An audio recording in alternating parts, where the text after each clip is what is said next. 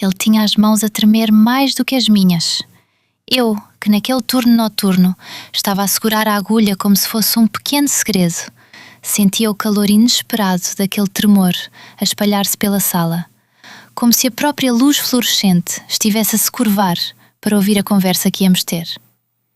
Não se preocupe, murmurei, enquanto o aroma aveludado do desinfetante misturava-se ao perfume suave de chá de camomila que ainda pairava no ar da enfermaria. Ele sorriu, mas o sorriso ficou um pouco torto, como se estivesse a tentar esconder algo que nem ele próprio conseguia compreender. Era uma madrugada fria, aquele daqueles quartos onde o som dos respiradores parece um canto de sereia distante. O paciente, o Sr. Almeida, tinha 17 anos de vida, mas carregava no rosto a dignidade de um homem que já viu muito mais do que a maioria de nós. Ele estava ali por causa de uma febre que não cedia, uma dor de cabeça que parecia bater à porta da sua cabeça como se fosse um visitante indesejado. Eu sabia que o que ele realmente precisava, naquele momento, não era só a medicação, mas a confiança que vinha com o toque cuidadoso de quem entende a linguagem silenciosa do corpo. Quando cheguei à zona onde o braço se curva, o antebraço se abre como um pequeno vale, o chamado fossa cubital.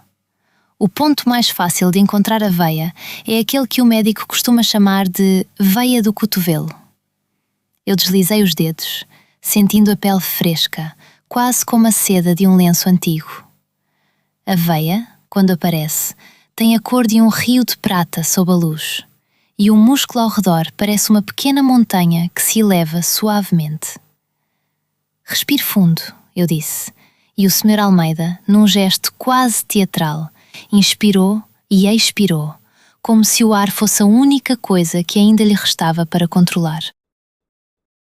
A técnica, lembrei-me, pede um ângulo de cerca de 30 graus entre a agulha e a pele, inserindo-a num movimento rápido, mas suave, como se fosse a primeira pincelada de um artista numa tela em branco. A ponta da agulha deve entrar na veia com delicadeza, evitando o rebote que causa aquele inconfundível punch que tanto assusta os pacientes. O Sr. Almeida fechou os olhos e eu senti, ao tocar a pele com a luva de látex, a temperatura ligeira daquela noite que se misturava ao calor da minha mão.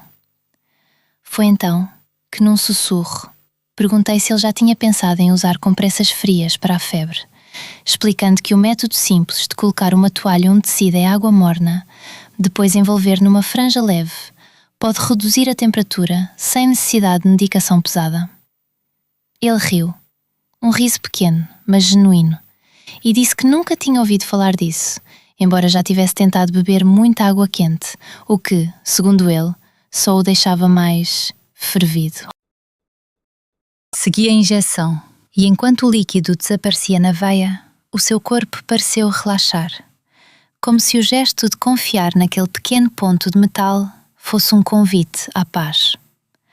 A agulha saiu com a mesma delicadeza com que entrou, e eu apliquei um algodão, pressionando ligeiramente, quase como se estivesse a acariciar a pele, mas com o objetivo de prevenir o hematoma.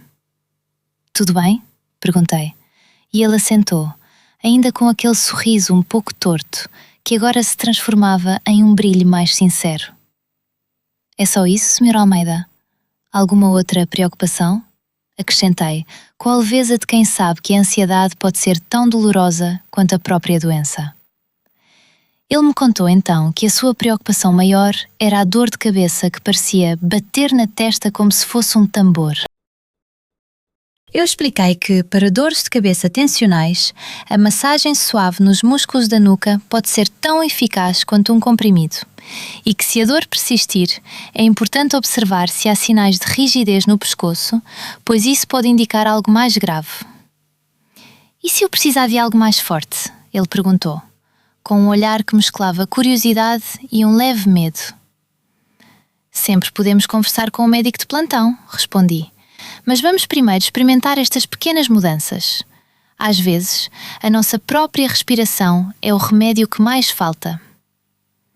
O silêncio que se instalou depois da última palavra era confortável, como o som de um relógio antigo marcando o tempo de forma quase imperceptível.